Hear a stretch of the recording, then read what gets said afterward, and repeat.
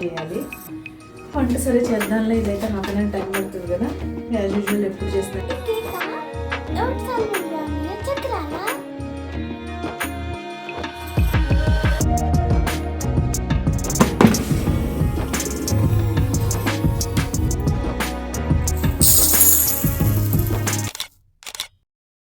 Hello అండి, నేను మీ Jyothi. Welcome back to my channel Rithkruthi sweet home.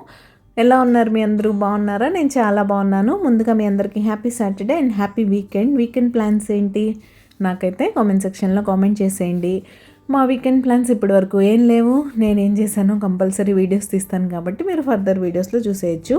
And ఈరోజు అయితే మీరు నా Thursday and Friday 2 days video కలిపేశాను. ఆ 2 days నేనేం చేశాను ఏంటి అనేది ఈ వీడియోలో మీరు చూసేయచ్చు. వ్లాగ్ చాలా ఇంట్రెస్టింగ్గా, ఎంగేజింగ్గా, చిన్నగా ఉంటుంది. సో చివరి వరకు ఎక్కడ స్కిప్ చేయకుండా చూడండి. ఇంకెందుకు ఆలస్యం, మరి వచ్చేయండి వ్లాగ్లోకి వెళ్ళిపోదాం. ఇదైతే మా అమ్మాయి బ్రేక్ఫాస్ట్ అనమాట. ఈరోజు బ్రెడ్ అండ్ పీనట్ బటర్ కావాలంది, పాలు వద్దంది. సో క్లాస్కి కూర్చోడానికన్నా ముందే నేనైతే తన కోసం రెడీ చేసి ఇచ్చేస్తున్నాను. తన ఫేవరెట్ బ్రేక్ఫాస్ట్ అనమాట ఇది. జాము అది తినడం కన్నా పీనట్ బటర్ తినడం అయితే మంచి విషయమే. అండ్ మీ అందరికీ తెలిసిన విషయమే, పొల్యూషన్ కారణంగా తనకైతే ఆన్లైన్ క్లాసెస్ అవుతున్నాయి కాబట్టి, సో మార్నింగ్ లేవాలి, బస్ కోసం పరిగెత్తాలి అని ఇలాంటి హడావుడి ఏం లేకుండా టైం టు టైం హ్యాపీగా ఇంట్లో కూర్చొని అన్ని మీల్స్ అయితే తీసుకుంటుంది. నేను ఆ విషయంలో అయితే హ్యాపీ. ఆన్లైన్ క్లాసెస్లో అంటే పిల్లలు ఏం తిన్నా మన ముందు తింటారు కాబట్టి ఆ సాటిస్ఫాక్షన్ ఉంటుంది నాకు. స్కూల్కి తీసుకెళ్తే తింటున్నారా లేదా, ఎలా తింటున్నారు ఏంటి అని అర్థం కాదు. ప్లస్ ఫుడ్ వేడివేడిగా ఉండదు కదా, ఈ చల్లో అలా చల్లగా అయిపోయిన ఫుడ్ తినాలంటే అబ్బా, దానికి మించిన టార్చర్ ఇంకోటి ఉండదు. ఎప్పటికప్పుడు వేడివేడిగా తింటూ ఉంటే అబ్బా అనిపిస్తుంది. ఈ బ్రెడ్ అండ్ పీనట్ బటర్ తనకు మాత్రమే, మా కోసం బ్రేక్ఫాస్ట్ వేరే ఉంటుంది, ఆ విషయం మీకు తెలిసిందే. అండ్ ఈరోజు మా వారికి కూడా లంచ్ బాక్స్ లేదు కాబట్టి ఆ లంచ్ బాక్సెస్ పని అయితే లేదు. ఇంకా తనకైతే రెడీ చేసి ఇచ్చేసాను. బ్రేక్ఫాస్ట్ చేసేసి తన క్లాసెస్ అటెండ్ అవుతుంది. నేనైతే ఇంకా ఇంట్లో మిగతా పనులు అవన్నీ చూసేసుకొని ఫ్రెష్ అయిపోయి నేను మంచిగా పూజ కూడా చేసేసుకున్నాను. పూజ చేసుకున్న తర్వాత ఇలా ఉందన్నమాట బయట వెదర్. ఎలా ఉంటుందంటే డే అంతా ఇంక ఇలానే ఉంటుంది. ఈరోజు అసలు ఎండ అనేదే లేదు. 2 days పడుతుంది బట్టలు ఆరడానికి. నేను మీకు ఫస్ట్ నుంచి చెప్తూనే ఉన్నాను కదా, సాటర్డే రోజు కూడా అలానే ఉంది వెదర్, అసలు ఏం చేంజ్ లేదు. 2-3 days ఇలానే ఉంటుందట. అసలు చూస్తున్నారు కదా, విజిబిలిటీ చాలా తక్కువ ఉంటుంది. అండ్ బయట అయితే ఫుల్ చలి అనమాట. మా స్వెటర్స్, జాకెట్స్ 2-3 layers లేకుండా బయటికి వెళ్ళలేని పరిస్థితి. అండ్ ఇంతకీ పూజ చూపించలేదు కదా, ఇది అయితే నా థర్స్డే పూజ. నేను దీన్నంతా ఆల్రెడీ షార్ట్లో రికార్డ్ చేసి అప్లోడ్ కూడా చేసేసాను. మీరు ఎవరన్నా చూడకపోతే అక్కడ చూసేయచ్చు. బాబాకి నమస్కారం చేసేసుకోండి. ఆ బాబా ఆశీస్సులు మీ అందరికీ ఉండాలని మనస్ఫూర్తిగా కోరుకుంటున్నాను. అండ్ అలా బయట వెదర్ చూసేసి వచ్చిన తర్వాత నాకు కూడా ఇంకా స్వెటర్ వేసేసుకోవాలి అనిపిస్తుంది. సరే, ఇంకా దానికన్నా ముందు వేడివేడిగా రాగి జావ అయితే రెడీ చేసుకుంటున్నాను నా కోసం. ఎప్పటికప్పుడు ఎవరికి వాళ్ళకి ఇంకా చెప్తున్నాను కదా, వేడివేడిగా ఉండాలి ఫుడ్. రాగి జావ మామూలుగా రీహీట్ కూడా చేసుకోవచ్చు, కానీ ఎందుకో నా కోసం నేను అలా స్పెషల్గా అయితే చేసుకుంటున్నాను. ఇంతకీ మీ ఏరియాస్లో చలి ఎలా ఉంది?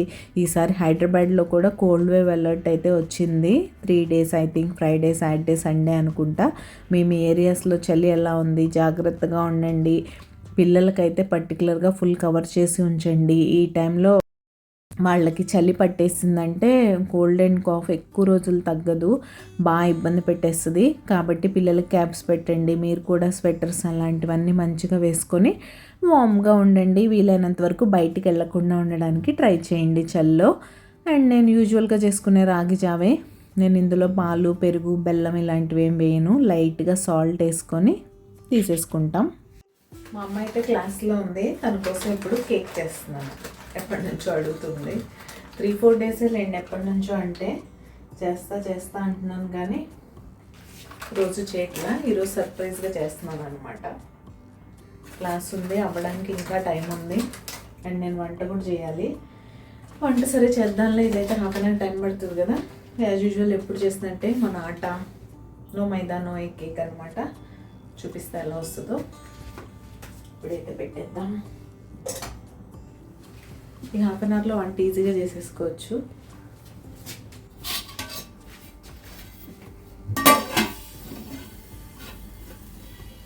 ఇక్కడైతే అలా మా అమ్మాయి కోసం కేక్ బేక్ అవ్వడానికి పెట్టేశాను కదా. ఇక్కడైతే లంచ్లోకి ఈరోజు మెంతికూర టమాటో కర్రీ అయితే చేస్తున్నాను. దీంతోపాటు ఈరోజు వైట్ రైస్ తినాలనిపిస్తుంది బాగా. బయట బాగా చల్లగా ఉంది కదా, మంచి ఫుల్ మీల్ అయితే తినాలని ఉంది. నాకు ఫుల్ మీల్ అంటే పప్పు, సాంబార్, రసం, ఫ్రై ఇలాంటివి ఉన్నా ఓకే. లేదు ఇలా మంచి ఒక ఆకుకూర కర్రీ ఎక్కువగా తీసుకొని రైస్ తక్కువ అండ్ ఆమ్లా పికిల్ పట్టాను కదా. మీరు ఎవరైనా చూడకపోతే మన ఛానల్లో ఉంది, చూసేయండి. Amla recipes and separate playlist ఉంటుంది, అక్కడైతే చూడడం ఈజీగా ఉంటుంది కొత్త వారికి. ఆల్రెడీ చూసేసిన వాళ్ళైతే మీరు ఎవరైనా ట్రై చేశారా, మీకు ఎలా అనిపించింది అనేది నాతో షేర్ చేసుకోండి. ఇది బేసిక్ మెంతికూర టమాటో కర్రీ, చాలా ఈజీగా చేసుకోవచ్చు. ఆనియన్ టమాటోస్ మగ్గిపోయిన తర్వాత మంచిగా సన్నగా చాప్ చేసుకున్న మెంతికూర వేసేసుకోవడమే.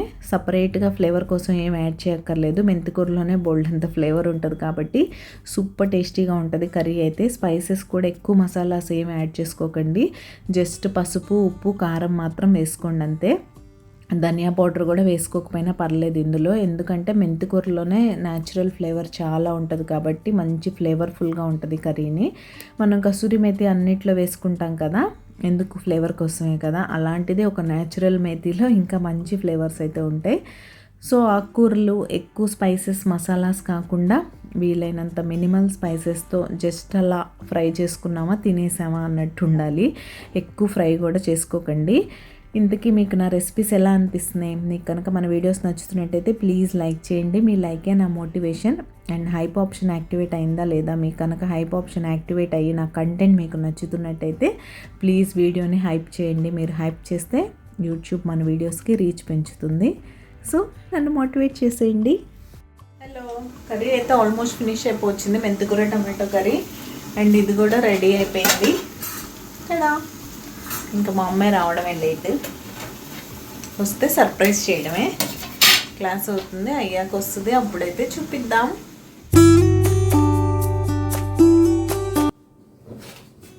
హాయ్ తల్లి, అయిపోయిందా క్లాస్? స్లోగా సక్సెస్ఫుల్లీ ఫినిష్డ్. అమ్మాయి నీకు సర్ప్రైజ్ ఉంది.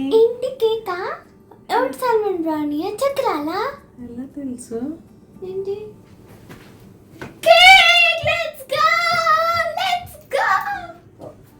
మొన్న అడిగావు కదా.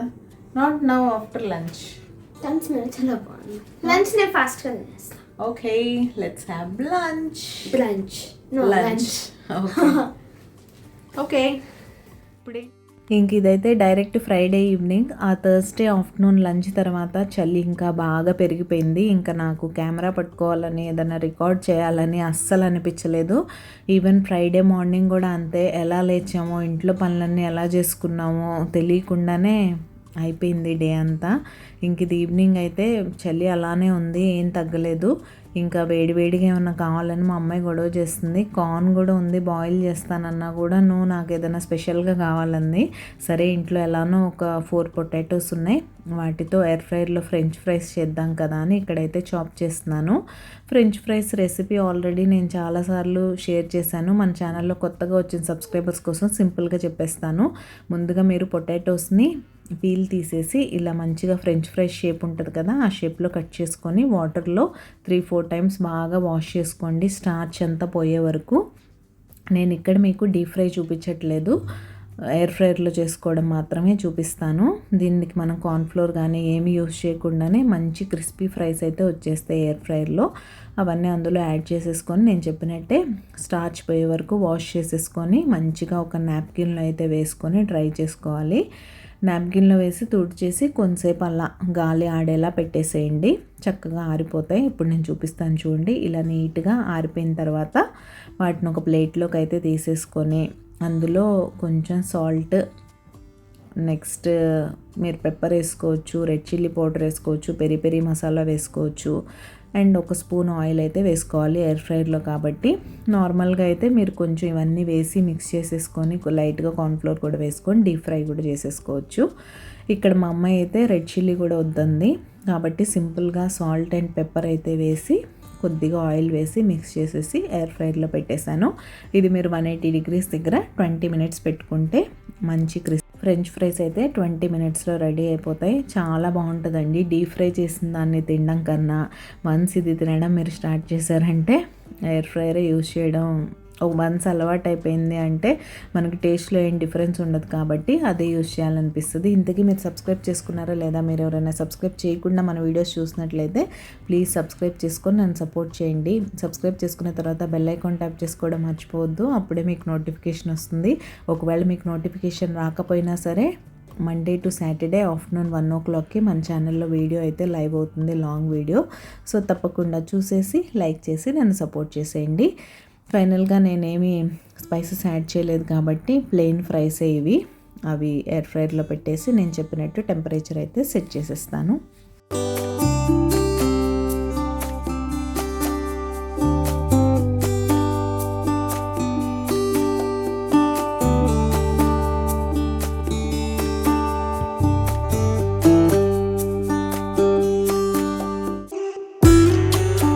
ఇక్కడైతే 20 మినిట్స్ తర్వాత ఎమ్మియస్ట్ ఫ్రెంచ్ ఫ్రైస్ అయితే రెడీ అయిపోయినాయి. 10 మినిట్స్ తర్వాత ఒక్కసారి ఓపెన్ చేసి లైట్గా కదపండి, అంతే. ఇంకా మనం ఏం చేయక్కర్లేదు.